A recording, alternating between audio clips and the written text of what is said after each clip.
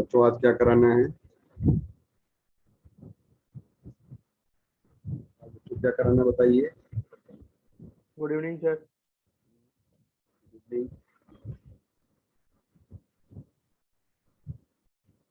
तो शीट करवानी थी एटॉमिक स्ट्रक्चर की। क्वेश्चन दिए थे?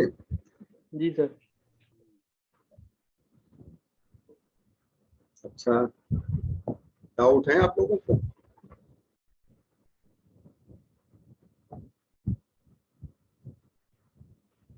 Yes sir. ठीक है बेटा, एक हमने 4 पेज की शीट दी होगी आप लोगों को ना? जी सर।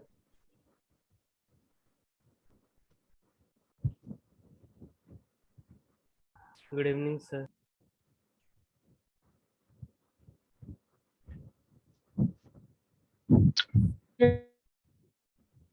बेटा ग्रुप पर डाल दीजिए बच्चे, जल्दी से क्लास शुरू हो गई, जल्दी से आ जाए सब लोग।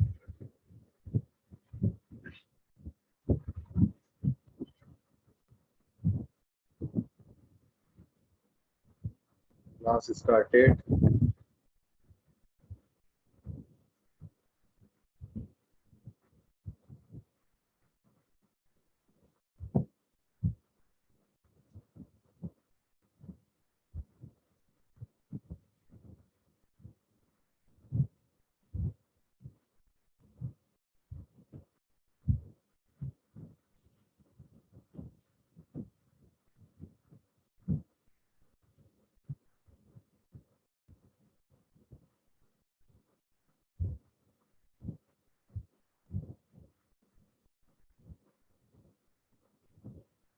बेटा ये आप लोगों का आ रहा है,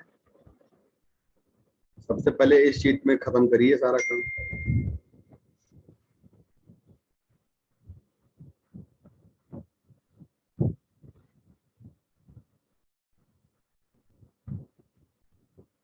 आइए, सबसे पहले ये वाली शीट खत्म कर लीजिए आप।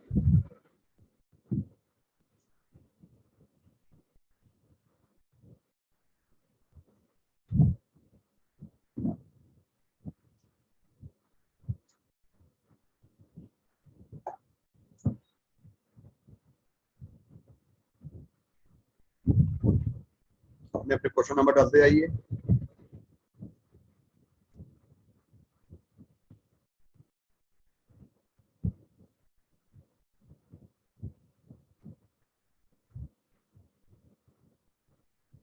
बेटा डालते जाइए क्वेश्चन नंबर फटाफट।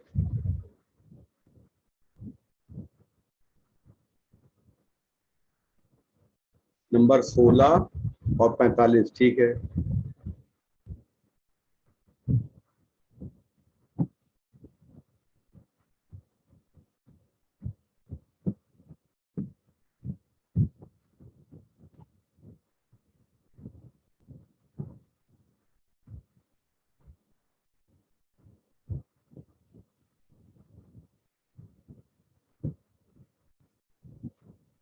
सोलह 45 के बाद चौथा नंबर सवाल पहले देख लेते हैं।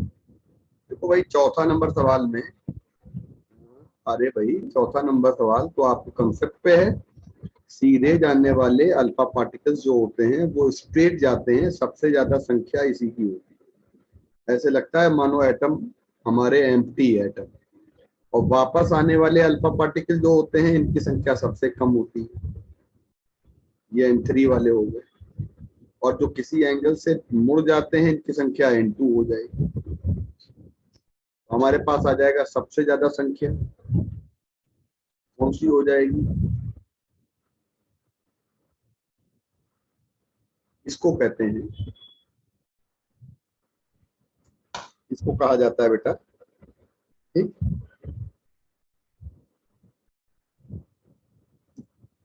तो राइट आंसर आ गया पहला। सेकंड बेटा 16 क्वेश्चन जो है इसमें कहता है कि अगर हाइड्रोजन एटम में रेस किया जाए तो ग्राउंड से, आपको पता है ग्राउंड का मतलब होता है n=1, इसमें टोटल एनर्जी होती है -13.6, काइनेटिक कितनी होती है +13.6, हमने ये कंसेप्ट सिखाया है, और ये होती है 27.2। ये होती है माइनस का 27.2।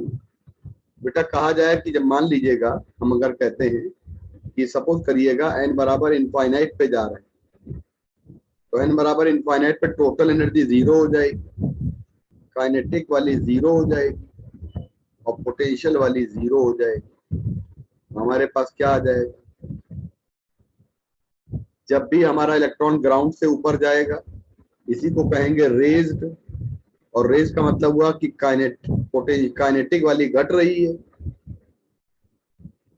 तो इसका राइट आंसर कौन सा आ जाए, पोटेंशियल और टोटल बढ़ रही है। ठीक है, इसके बाद 12 नंबर सवाल देखिएगा। 12 नंबर सवाल में हमारा ये आंसर है उत्कर्ष। अरे उत्कर्ष बाबू, उत्कर्ष, अच्छा आप लाइब्रेरी में हैं।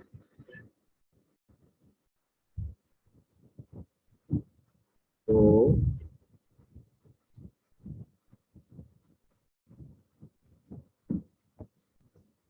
ये देखिए बेटा, ये शेयर आ रहा है, ये एटॉमिक स्ट्रक्चर आ रहा है। तो जरा कोई घर में हो बता दीजिए, बोल दीजिए कौन सा कहाँ आ रहा है, आ रहा है। Yes sir. उत्कर्ष ये देखो बेटा, हमने आपको ये शीट शेयर की है और ये देखो सब कुछ बता दिया है, ऑल थिंग्स, ये देखो। ठीक है, जब आप इसको शीट को लगा लेंगे तो कोई क्वेश्चन फंसेगा नहीं आपको।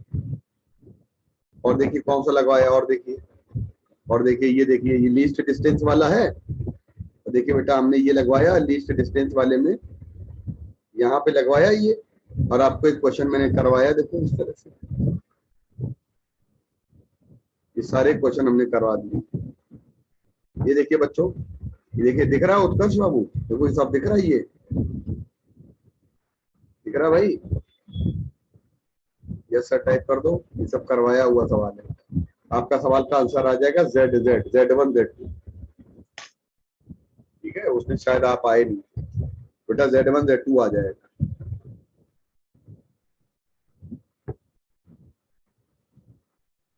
ये तो 12 नंबर हो गया। 46 और 45 पूछना किसी बच्चे को।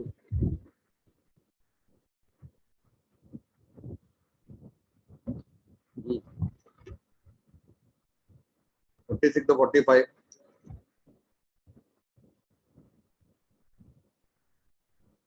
अच्छा आप सही है बेटा, अब समझ में आ गया। 46 और 45 पे 45 वाला सवाल देखिए। अगर कोई कहे कि एनर्जी और एंगुलर मोमेंटम को रिलेट करना है किसके साथ, आपस में, तो हमें पता है कि एंगुलर मोमेंटम होता है mvr, और ये आपका NH/2 होता है,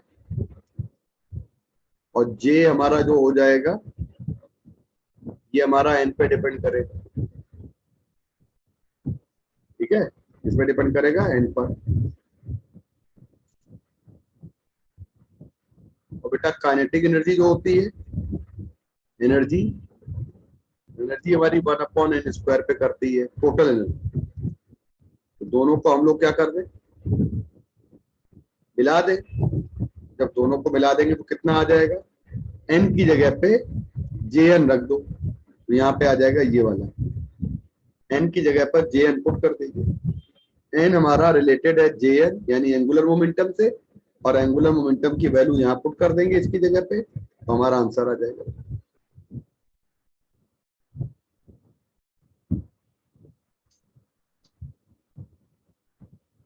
ठीक है, गरिमा अपने नाम क्वेश्चन भेजो बेटा। और बताइए बच्चों, 46 पूछना है। 46 देखो बेटा, रेडिएशन जो हमारा 3 से 2 जंपिंग में हाइड्रोजन एटम से निकलता है वो मेटल सरफेस पे जाके फोटो इलेक्ट्रिक एमिशन करा देता है। तो पहले सो आप 3 से 2 में है ना बेटा, तो बेटा हाँ बेटा ठीक है बेटा। देखिए 3 से 2 में जब आप कर देंगे तो आपकी एनर्जी कितनी निकल जाएगी, 3 की एनर्जी कितनी है 3.4, 1 की एनर्जी कितनी है 3 से 2 है ना, तो -1.51, ये आ जाएगा 1.2 अच्छा बेटा 1.89, ठीक है।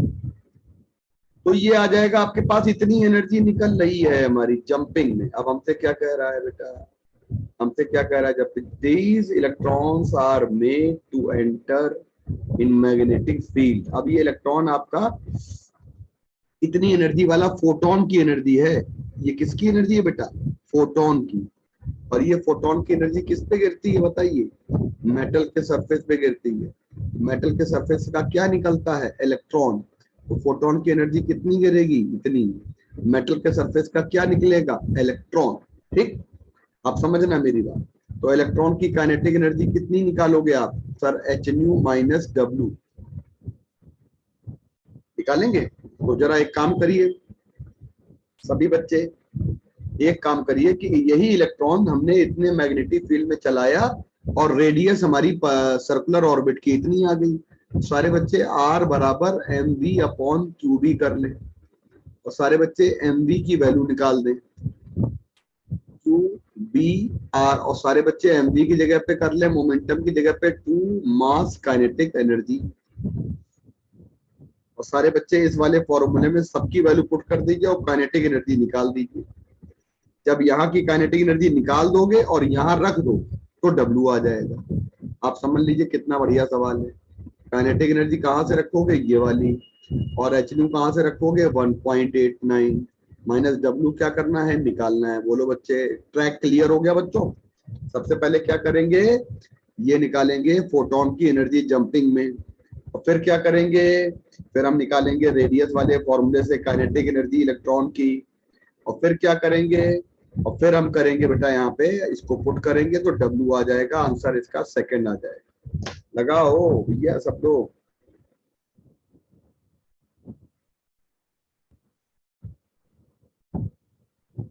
आगे बढ़ जाइए।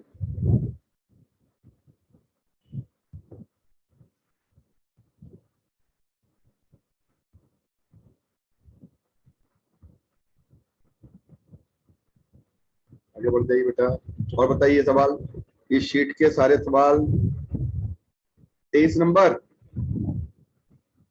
23।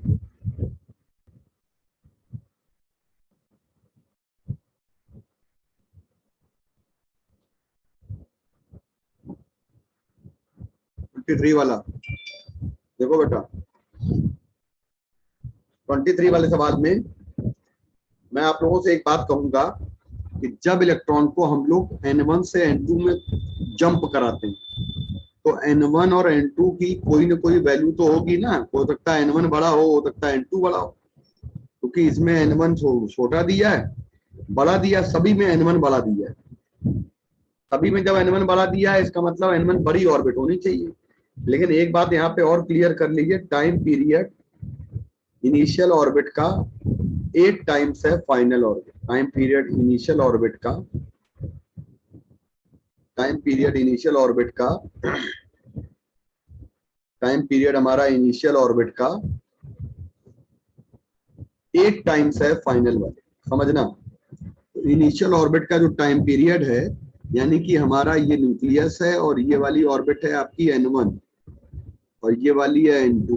ये ऐसा हम लोग सोचते हैं, जबकि ऐसा है नहीं।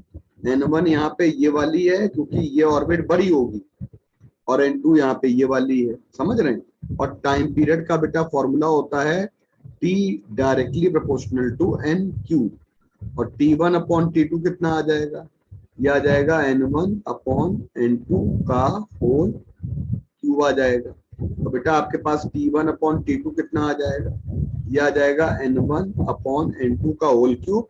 टाइम पीरियड में क्या कह रहा है, क्या रेशियो दिया है, टाइम पीरियड में हमारा रेशियो दिया है, बोलो 8:1, और ये कितना आ जाएगा N1 अपॉन N2 का होल क्यूब। तो हमारा आंसर आ जाएगा 2/1 और N1 अपॉन N2।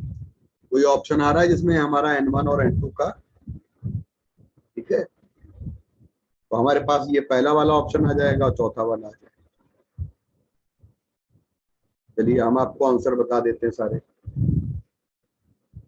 यहाँ पे आ जाएगा हमारा कौन सा ऑप्शन आ जाएगा, थर्ड। ये वाला कौन सा आ जाएगा, ये वाला कौन सा आ जाएगा, ये वाला कौन सा आ जाएगा बेटा, ये वाला कौन सा आ जाए स्पाइरल, ये वाला कौन सा आ जाएगा, और ये वाला कौन सा आ जाएगा बेटा, ये वाला कौन सा आ जाएगा, और ये वाला कौन सा आ जाएगा बेटा, ये वाला कौन सा आ जाएगा बेटा, ये वाला कौन सा आंसर आ जाएगा, ये वाला कौन सा आ जाएगा। चेक करते जाइए, किसी सर को कुछ गड़बड़ स्क्रीन तो बता लैग कर रही है बहुत, आप हैं। कर रहे हो, आप कर रहे हैं तो वो पीछे ही रह जा रही है, स्क्रीन आ नहीं रही है ढंग से, आ नहीं मतलब रही, फंस रही है मतलब screen। फंस रही है, अरे भैया क्या है स्क्रीन क्लियर नहीं आ रही है सर। क्लियर नहीं आ रही है। अच्छा मैं दोबारा शेयर करूं, किसको किसको दिक्कत है, क्लियर नहीं आ रही बताइए। हाँ क्लियर मतलब सर रुक रही है बीच में वो बहुत ज्यादा screen। विजिबल नहीं है मतलब सर, ब्लर आ रही है। अब बताओ,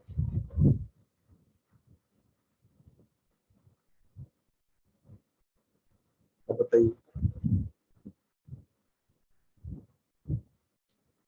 बताइए।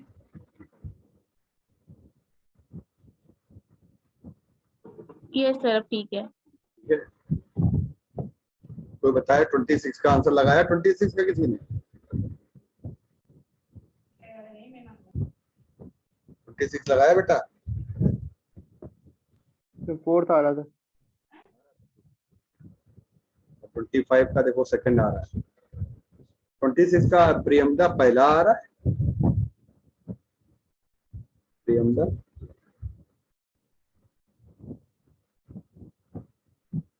पहला आ रहा है बेटा। Yes sir.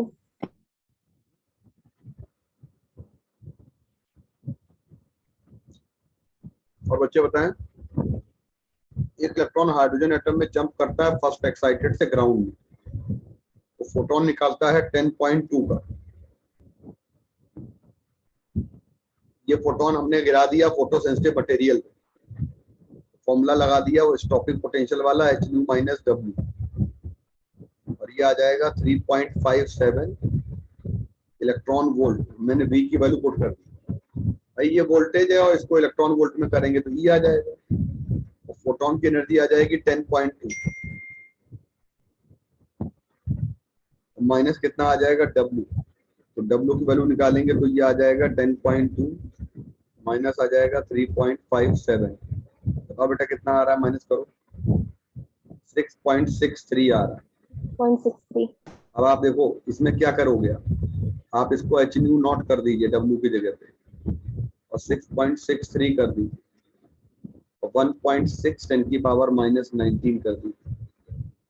न्यू नॉट की वैल्यू निकालेंगे तो 6.63 और 10 की पावर 1.6 और 10 की पावर डिवाइडेड बाई हो जाएगा 1.6, और कितना आ जाएगा, एच की वैल्यू पुट करेंगे तो ये आ जाएगा 6.63 और 10 की पावर आ जाएगा बेटा माइनस का 34। पहला ऑप्शन आ रहा है क्या? Yes sir. ठीक है, चलो और बताइए। देखो लीनियर स्पीड हमारी z पे डिपेंड करती है बेटा, ये हमारा आ जाएगा हीलियम, ये आ जाएगा अंडर रूट आर, ये आ जाएगा आपके पास h अपॉन, ये आ जाएगा c अपॉन 137। ये वैल्यू बताइए, ये बताइए वैल्यू क्या होगी, अल्ट्रा वायलेट में पाई जाने वाली, बताओ बेटा। लेमन। लेमन। रूही आवाज आ रही? Yes sir. बेटा ये देखो ये आंसर आ गया, ये बेटा देखिएगा फर्स्ट ऑर्बिट, सेकंड ऑर्बिट, ये आ गया बेटा, ये वाला आंसर आ जाएगा फ्रीक्वेंसीज ऑफ, बोलो बेटा फ्रीक्वेंसीज निकालनी है, फर्स्ट। पहला कि दूसरा? First sir.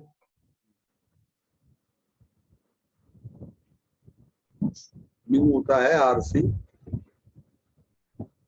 1/1 square 1/, infinite square. Long wavelength बोला है तो 2 आ जाए, ये पहला आ गया और न्यू को कितना आ जाएगा RC 1/2 स्क्वायर 1/3 स्क्वायर।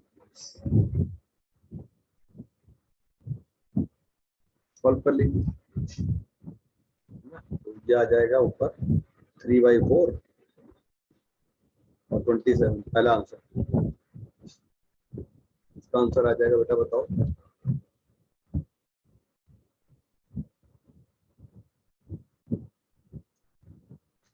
ग्राउंड से एक्साइटेड जा रहे हैं, पोटेंशियल बढ़ेगी, काइनेटिक घटेगी। 32 का बोलिए।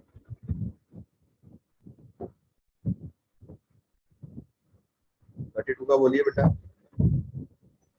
फोर्थ। आ रहा है, ठीक है बेटा। और यहाँ देखो करेक्शन है, 13.6 दिया गया है। बताओ हमारा हीलियम की फर्स्ट एक्साइटेड स्टेट में निकालना है, हीलियम की फर्स्ट एक्साइटेड में निकालना है, तो ये आ जाएगा। और ये 24 आ जाएगा, 24 थर्ड वाला। कोई ना समझ में आया बता दीजिए। तो 33 बताओ।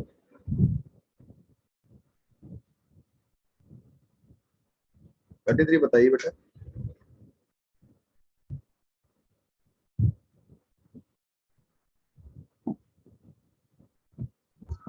थर्ड।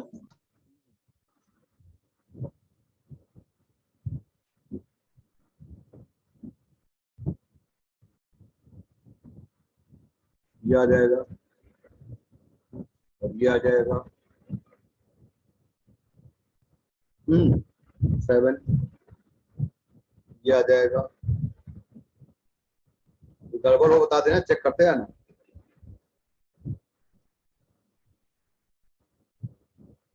बोलो सही है सर 41 सही बता है? दीजिए। हैं? 41। 41 में कह रहा है energy approximately the photon emitted when electron is in doubly ionised charge of lithium. तो ये लिथियम में है और undergoes transition between n = 3 से n = 2। तो 3 से 2 में हमारे पास बाकी सब में क्या होता है, मतलब हाइड्रोजन में क्या होती है, एनर्जी निकलती है। 3 से 2 में निकालेंगे तो हाइड्रोजन में कितनी एनर्जी निकलती है बेटा, ये आ जाती है आपके पास 3.4 -1.5। और इसमें हाइड्रोजन लाइक लिथियम दिया गया है, तो इसमें आ जाएगा 1.89 और इसमें हम 3 स्क्वायर का मल्टीप्लाई कर देंगे, 9 का मल्टीप्लाई होगा। इसका मतलब आंसर गलत आ रहा है। 17 आना चाहिए। 17 के मल्टीप्लाई करो, देखो 9 गुणे 9 इंटू 1.8 करो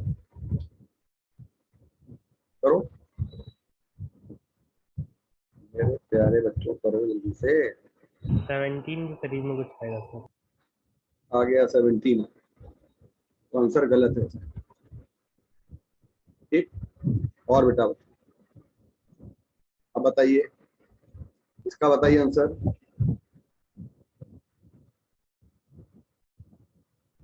फोर्थ। और इसका बताइए रेडबर्ग कांस्टेंट की वैल्यू, इसका बताइए। इसका 16 आ रहा है, चेक करिए 50 नंबर वाले। 44 का बताइए।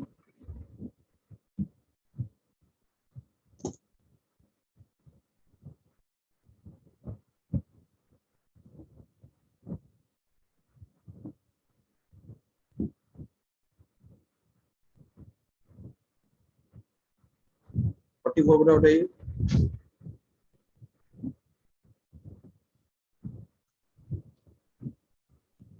44 क्या होगा बताओ, थर्ड होगा। चेक करो। Electron jump from excited state n to ground state. एक एक्साइटेड स्टेट एन से ग्राउंड स्टेट में जा रहा है। Wavelength so emitted illuminate the photosensitive material. ठीक है, अब कह रहा है कि बताइए वर्क फंक्शन कितना है और स्टॉपिंग पोटेंशियल कह रहा है। एक बात समझ लीजिएगा, हमारे पास एक बात तो बिल्कुल क्लियर हो जानी चाहिए, ये आ जाएगा हमारे पास 10 इलेक्ट्रॉन वोल्ट, वर्क फंक्शन आ जाएगा 2.75 और हम एच न्यू की वैल्यू निकालेंगे, ये आ जाएगा आपके पास 12.7 और ये एनर्जी आ गई है। इसकी जगह हम लोग क्या करें, हमें एन की वैल्यू निकालनी है, तो हम कितनी फोटोन की एनर्जी दे रहे हैं, हम लोग दे रहे हैं 12.75। तो इलेक्ट्रॉन कहाँ चला जाएगा, कौन सी ऑर्बिट में चला जाएगा, तो जब ग्राउंड में एनर्जी देते हैं 12.75 तो ग्राउंड की एनर्जी कितनी बन जाती है, जरा बताइए, ग्राउंड की एनर्जी कितनी बन जाती है, 0.85 बन जाती है। इसका मतलब है आपका इलेक्ट्रॉन कौन सी ऑर्बिट में चला जाएगा, फोर्थ। चौथी वाली। बहुत अच्छा सवाल है ये। इलेक्ट्रॉन उस ऑर्बिट में रहता है जिस ऑर्बिट में उसकी एनर्जी उसकी काम करती है, ठीक है। जितनी एनर्जी है उतनी एनर्जी अगर रहेगी तो इलेक्ट्रॉन उसी ऑर्बिट में रहेगा।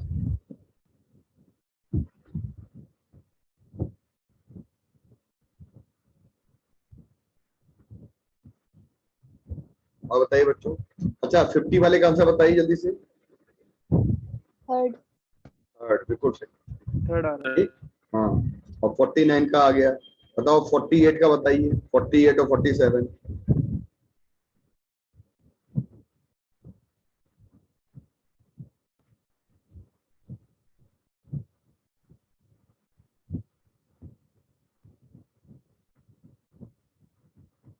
अच्छा 47 का बताइए, किसी भी एक्साइटेड स्टेट में अगर इलेक्ट्रॉन हमारा -0.85 पे है, what will be the quantum number of the orbit if the ground state energy for hydrogen atom is, बोलो क्या आंसर आ जाएगा, 48, 47 का बताइए।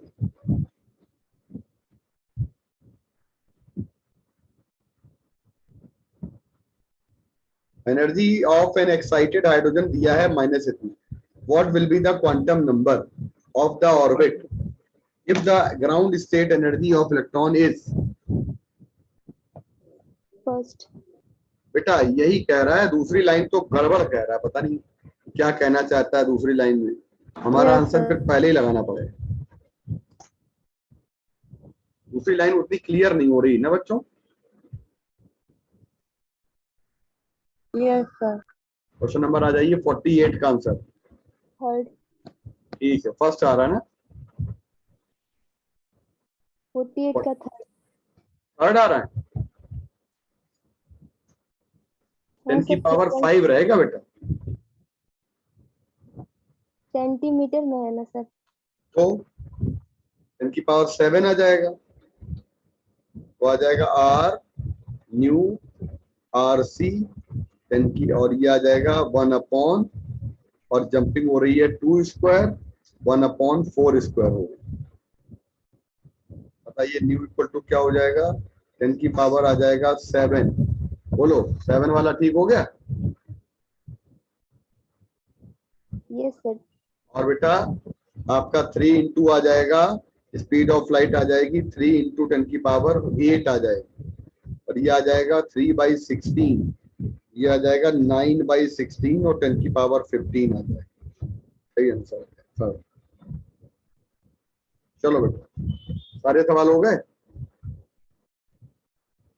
शीट भेजना है या नहीं भेजना, सर भेज दी। क्या करोगे।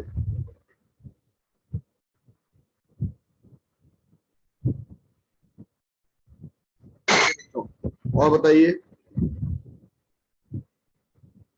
देखिए हमने एक काम ये किया है कि जो क्लास आपकी 3 दिन लगाई थी उससे हमने काम किया है कि हम 3 दिन की बजाय इधर रोज ले रहे हैं बेटा क्लास, ताकि आप लोगों का काम हो जाए।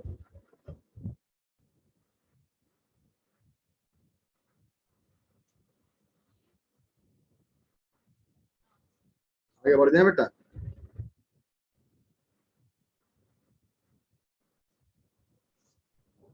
आगे बढ़ जाए बेटा। और कोई सवाल पूछना है किसी को। कल मैंने न्यूक्लियस शुरू किया था बच्चों, यस सर। कहाँ तक पढ़ा दिया था,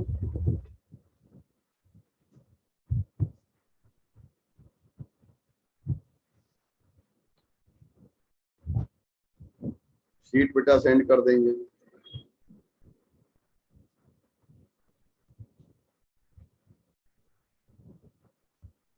ठीक है, इसके बाद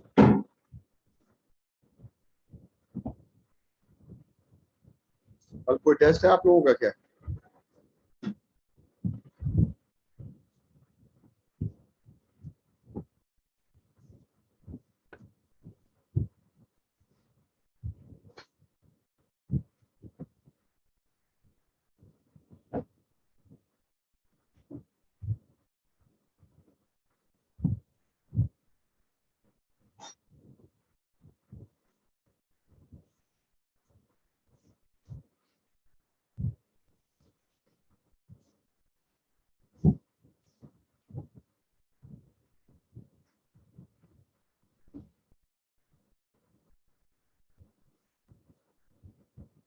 ठीक है बच्चों, आगे बढ़ जाए। कल फुल लेंथ का टेस्ट है आप लोगों का, तो हम आगे बढ़े कि कल पढ़ाएं, बताओ जैसा बताओ।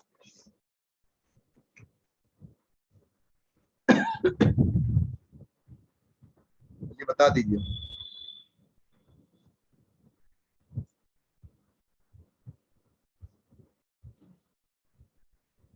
बोलो बेटा, कल पढ़ा दो। क्वेश्चन शीट के और पूछने किसी को? हमने 2 शीट दी थी, एक हमने और दी थी। स्ट्रक्चर ऑफ एटम का कोई सवाल? किसी बच्चे का कोई सवाल छूटा है स्ट्रक्चर ऑफ एटम का? कोई क्वेश्चन पूछना है बेटा? अनिकेत बेटा, तबीयत ठीक है? यस सर, ठीक है। बच्चों स्ट्रक्चर ऑफ एटम में कुछ पूछना है? सर आपको भेज देंगे। हाँ भेजो, फटाफट खत्म करो। चलो बेटा देखो, कल हमने ये सब करा दिया था न्यूक्लियस के बारे में। अच्छा, डिफरेंट काइंड ऑफ आइसोटोप, क्या हमें आइसोटोप्स के बारे में बताना है कुछ? आई थिंक हमें आइसोटोप के बारे में नहीं बताना, हमें आइसोटोप के बारे में बेटा नहीं बताना। तो क्या बेटा हम लोग को आइसोटोप के एग्जांपल याद है? बिल्कुल, आइसोटोप बता दीजिए हमको एक बात ध्यान से। और आइसोबार, आइसोबार में मास नंबर सेम। बेटा आइसोटोप में नंबर ऑफ न्यूट्रॉन सेम, इसको कहते हैं A-Z सेम हो जाए। और इसको कहते हैं बेटा हम लोग यहाँ पे मिरर न्यू, आइसोटोन हो के बाद mirror, mirror nuclei, mirror nuclei मतलब होता है मिरर आइसोबार। और मिरर आइसोबार मालूम है क्या होता है? जिन जिन जिन न्यूक्लियस में एटॉमिक नंबर अलग तो होता है, लेकिन डिफरेंस हमारा कितना दिया होता है एटॉमिक नंबर का? एटॉमिक नंबर का डिफरेंस कितना दिया होता है? एटॉमिक नंबर का डिफरेंस दिया होता है हम लोगों को, कितना दिया होता है बच्चों? एटॉमिक नंबर का डिफरेंस हमको दिया होता है 1। जब 1 का दिया जाएगा तो 7 नाइट्रोजन 14 और 8 ऑक्सीजन। देखो हम लोग ये भी कर सकते हैं 6 कार्बन 6 कार्बन 14। तो ये देखो आइसोबार हो गए, और वो भी कौन से हो गए? Mirror iso. देखो एलआई में और बेरिलियम में एक का अंतर है। देखो ये आपका, इनमें देखो एक का अंतर है, दोनों में एक का अंतर है बेटा, तो दोनों में हमारा एक का डिफरेंस आ गया, है ना? ठीक है, हमारे पास आ जाएगा न्यूक्लियस। न्यूक्लियस में हम लोग बात करेंगे बेटा साइज ऑफ न्यूक्लियस, इन्होंने साइज ऑफ न्यूक्लियस के बारे में बताया है।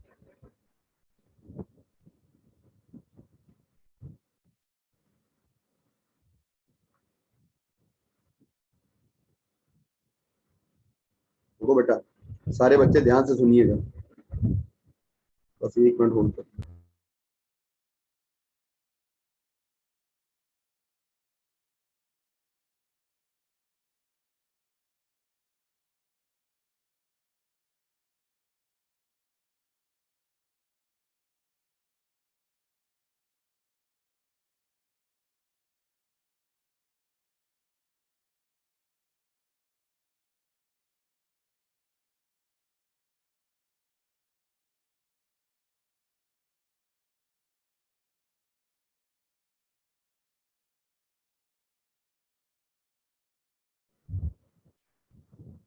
देखो बेटा यहाँ पे हम लोगों ने क्या निकाला है कि अगर हम किसी भी न्यूक्लियस को मान लेते हैं, अगर हम न्यूक्लियस को मान लेते हैं कि न्यूक्लियस हमारा रेडियस r का स्फेयर है, तो इन्होंने ये कहना चाहा है कि जो 4/3 पाई r क्यूब होता है न्यूक्लियस का वॉल्यूम, जो हमारा बड़ा न्यूक्लियस होता है, ये इसका मास नंबर के वॉल्यूम जो होता है वो डायरेक्टली प्रोपोर्शनल होता है ना। तो अब अगर हम यहाँ से कह दें कि r क्यूब हमारा a के डायरेक्टली प्रोपोर्शनल है तो भी चलेगा, और अगर हम यहाँ कह दें कि r हमारा a की पावर 1/3 पे प्रोपोर्शनल है तो भी चलेगा, और r हमारा हो जाएगा r0 हो जाएगा, और a की पावर कितना हो जाएगा 1/3। यहाँ पे एक कांस्टेंट हो जाएगा, इसको कहते हैं हम लोग दैट विल बी बेटा r हो जाएगा, r0 की वैल्यू है 1.8, या इसको हम अप्रोक्सीमेटली 1.2 10 की पावर, या हम लोग कह सकते हैं इसको 1 फर्मी के आसपास, 1 फर्मी के आसपास कह सकते हैं, और ये आ जाएगा a की पावर 1/3। इससे किसी भी न्यूक्लियस की रेडियस का कंपैरिजन कर लेंगे हम, और ये आ जाएगा a1/a2, और होल पावर कितनी आ जाएगी 1/3 आ जाएगी, a1/a2 और होल पावर कितनी आ जाएगी 1/3 आ जाएगी। तो फॉर एनी न्यूक्लियस आप इसको कंपेयर करके आराम से निकाल सकते हैं, और दो न्यूक्लियस के लिए मास नंबर और एटॉमिक नंबर, मास नंबर और रेडियस का रेशियो निकाला जा सकता है। ठीक है। अच्छा बेटा, एटॉमिक मास को हम लोग यूनिट एएमयू में, और एएमयू की वैल्यू होती है 1.67, 10 की पावर होती है -27 केजी, है ना बेटा। गलत होने वाली बातें नहीं है, लेकिन फिर भी हम बता दे रहे हैं। Mass of electron, mass of neutron, आप लोगों को, you are not suppose to learn in AMU. आप लर्न कर लीजिए इलेक्ट्रॉन का मास इतना, प्रोटॉन का मास इतना, काम चलेगा दौड़ेगा, ठीक। और एएमयू में आपको एग्जाम में दिया जाएगा, परेशान मत होइए। फिर कहते हैं न्यूक्लियर मास को एएमयू में एक्सप्रेस करते हैं। न्यूक्लियर मास जो हमारा कार्बन आइसोटोप होता है, इसके लिए मतलब हम जब भी एएमयू को बताते हैं तो वो हमारा एएमयू जैसे 12 एएमयू है, तो हमने कार्बन और नाइट्रोजन के कंपैरिजन में लिया है। अच्छा बेटा, 1 एएमयू में 1.6 की वैल्यू रख दी हम लोगों ने यहाँ पे। Matter can be viewed as condense form of energy, बिल्कुल ठीक है। रेस्ट मास एनर्जी को mc स्क्वायर से निकालते हैं, बिल्कुल ठीक है। 1 एएमयू में कितना हमारा मिलियन होता है? 1 एएमयू में हमें, अगर हमें मास डिफेक्ट 1 एएमयू का मिला तो बच्चों उसमें हम 931.5 का मल्टीप्लाई कर देंगे तो वो हमारा मिलियन इलेक्ट्रॉन वोल्ट में डायरेक्ट कन्वर्ट हो जाता है। ठीक है। न्यूक्लियर डेंसिटी जो होती है वो हमारी मास पे डिपेंड नहीं करती है, लर्न करती है। मास नंबर पे न्यूक्लियर डेंसिटी कभी भी डिपेंड नहीं करती है, लर्न करती है। बेटा जब भी बात करते हैं तो डेंसिटी जो होती है वो 10 की पावर 17 के ऑर्डर में होती है। Nuclear density in the order of 10 to the power 17 kilogram metre per metre cube. Density हमेशा 10 की पावर 17 में चलती है। बेटा एक बात ध्यान रखेंगे कि न्यूक्लियस में जो कंपोजिशन बनाया था हमने, यहां पर एक बात मुझे बतानी है आप लोगों को कि न्यूक्लियर स्टेबिलिटी का जो हमारा कंसेप्ट होता है स्टेबिलिटी का, वो हम लोग न्यूक्लियर स्टेबिलिटी निकालते हैं N/P रेशियो मेथड से। और N/P रेशियो मेथड से निकालेंगे तो ये हमारा आ जाएगा N/P रेशियो मेथड में जब बात करेंगे तो अगर किसी न्यूक्लियस के लिए N/P हमारा 1 है तो वो हमारा स्टेबल हो जाएगा, और अगर N/P हमारा बेटा जो हो जाएगा 1.5 है, बिल्कुल करेक्ट लिखा, बिल्कुल करेक्ट, तो स्टेबल हो जाएगा।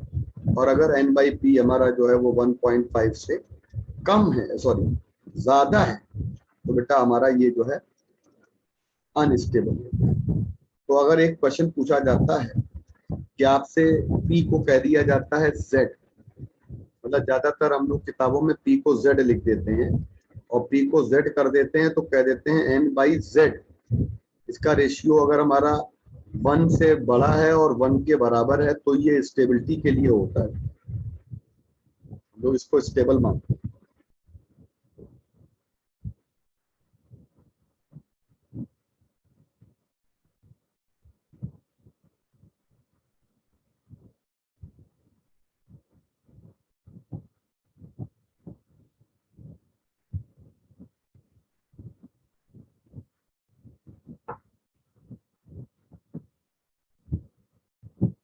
देखो बेटा, इतना हो गया हमारा स्टेबिलिटी चेक करने का।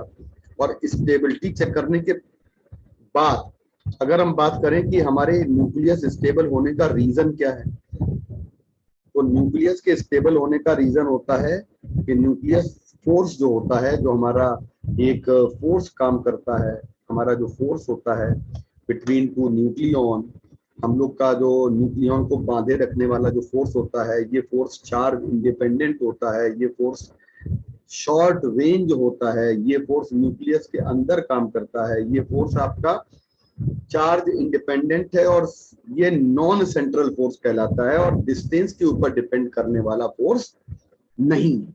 मतलब जो हमारे नॉर्मल फोर्सेस हमारे इनवर्स स्क्वायर लॉ को फॉलो करते हैं और ये वाला हमारा इनवर्स स्क्वायर लॉ को फॉलो नहीं करता।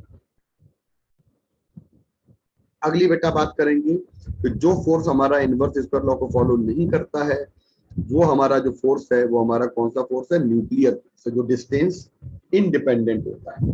तो न्यूक्लियर फोर्सेस हमारे जो होते हैं ये हमारे बिल्कुल अजीबोगरीब फोर्स होते हैं, लेकिन कहा जाए कि हमारे स्ट्रॉन्गेस्ट फोर्स इन नेचर पाए जाते हैं। देखो मैंने कोई प्रॉपर्टी ऐसी नहीं लिखी जो उसमें लिखी नहीं। तो स्ट्रॉन्गेस्ट फोर्स जो हमारा ये है न्यूक्लियर फोर्स, इसको समझाने के लिए युकावा ने पाई मेजॉन थ्योरी दी और उन्होंने ये कहा था कि जैसे मान लीजिए किसी भी न्यूक्लियस के अंदर दो प्रोटॉन एक दूसरे को रिपेल करने जा रहे हैं, तो अब एक प्रोटॉन क्या करेगा, ये अपने अंदर से पाई मेजॉन को निकाल देगा। तो अब जैसे ही निकाल देगा वैसे ही ये हमारा न्यूट्रल बन जाएगा, क्योंकि पाई मेजॉन का चार्ज उतना ही पॉजिटिव होता है जितना प्रोटॉन का होता है। तो किसी के पास पॉजिटिव चार्ज है और यदि वो पॉजिटिव चार्ज निकाल देता है तो फिर वो न्यूट्रल हो जाता है। या फिर आप प्रोटॉन में आप नेगेटिव पाई मेजॉन को दे दो, ऐड कर दो, और नेगेटिव पाई मेजॉन जब हम ऐड कर देंगे तो ये हमारा आ जाएगा न्यूट्रल। तो जब नेगेटिव पाई मेजॉन को हम ऐड कर देंगे तो ये हमारा न्यूट्रल हो जाएगा। तो इसमें जो है ना नेगेटिव हम लोग बेटा ऐड कर देंगे, है ना, तो नेगेटिव पाई मेजॉन को जब हम लोग ऐड कर देंगे तो ये हमारा न्यूट्रल हो जाएगा। तो कुल मिला के हम लोग ये देखते हैं कि किसी भी कंडीशन पे हमारा जो न्यूक्लियस के अंदर दो प्रोटॉन का रिपल्शन वर्क नहीं करेगा। तो युकावा ने यही बताया था कि न्यूट्रॉन का प्रोटॉन में इंटर कन्वर्जन होता रहता है और लगातार इंटर कन्वर्जन इस बात को बताता है कि कोई तीसरा पार्टिकल है जिसको पाई मेजॉन कहा जाता है, वो इक्विलिब्रियम में रहता है। ये थ्योरी एक ऐसी थ्योरी थी, इसके बाद लोगों के दिमाग में एक बात तो घर कर गई कि जैसे मान लीजिए सोडियम में कहा जाए तो 11 सोडियम 23 है, तो 11 सोडियम 23 अगर कह दिया जाता है तो हम लोग इसको जब बात करते हैं तो सोडियम में कितने प्रोटॉन है, 11, कितने न्यूट्रॉन है, 12, कितने इसके बेटा इलेक्ट्रॉन, न्यूक्लियस की बात ही खत्म करो, न्यूक्लियस की बात कर रहे हैं। तो हमारे पास 11 प्रोटॉन और 12 न्यूट्रॉन जो हैं, यह याद रखिएगा इसमें कोई पाई मेजॉन काउंट नहीं होता है। तो पाई मेजॉन क्यों नहीं काउंट होता है, इसका मतलब पाई मेजॉन इसके न्यूक्लियस के अंदर पाया नहीं जाता है। पाई मेजॉन जब न्यूक्लियस के अंदर नहीं पाया जाता है, इसका मतलब क्या हुआ, ये तो कह रहे हैं कि पाया जाता है, तो ये इक्विलिब्रियम में पाया जाता है। पाई मेजॉन जो होता है वो एक्सचेंज होता रहता है, किसी भी दो पार्टिकल के बीच में पाई मेजॉन हमारा हमेशा एक्सचेंज रहता है। तो इसको कहते हैं न्यूक्लियर फोर्स का एक्सप्लेनेशन देने वाले कौन थे, वो हमारे न्यूक्लियर फोर्स का एक्सप्लेनेशन देने वाले थे युकावा। तो न्यूक्लियर फोर्स का एक्सप्लेनेशन देने वाले जो थे वो हमारे युकावा थे बेटा। सक्सेसफुली न्यूक्लियर फोर्स का एक्सप्लेनेशन दिया था युकावा ने, ठीक है। तो अल्टीमेटली बेटा हम लोग एक काम कर लेते हैं यहाँ पे कि आज की क्लास में हम लोग न्यूक्लियर फोर्स तक का काम कंप्लीट करते हैं और कल की क्लास में हम लोग बाइंडिंग एनर्जी से शुरू करेंगे, मास एनर्जी से। ये कल की क्लास में है। कल तारीख कितनी बेटा, 5। तो Yes, sir. कल की क्लास में 5 तारीख से हम लोग सबसे बड़ी चीज पढ़ेंगे न्यूक्लियस में बाइंडिंग एनर्जी, ठीक है। तो ये काम कल की क्लास से शुरू होगा और कल तक इन बच्चों को जो क्वेश्चन पूछने हो तो मैं भेज दीजिए बेटा, ठीक है बच्चों। क्लास करते रहिए, जुड़े रहिए लगातार, क्लास करते रहिए, जुड़े रहिए लगातार बेटा, और कोई दिक्कत हो बताते रहिए। और बताइए बेटा। सर साइंटिस्ट के सारे नाम याद रखना जरूरी होता है ना, मतलब जो भी नाम दिए बिल्कुल होते भी हैं, जरूरी नहीं है, जरूरी नहीं है। बिल्कुल भी जरूरी नहीं है।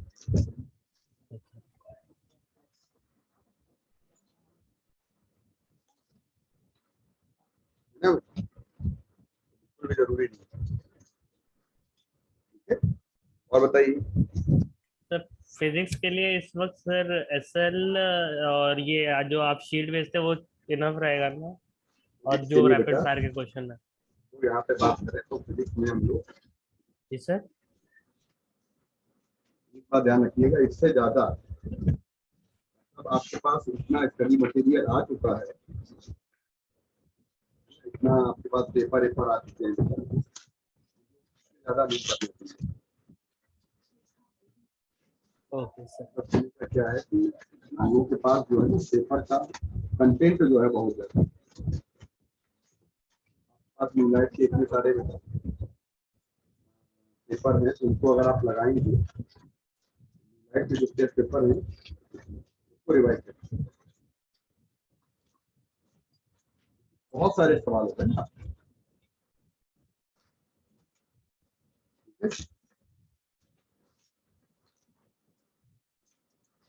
और बताइए बच्चों।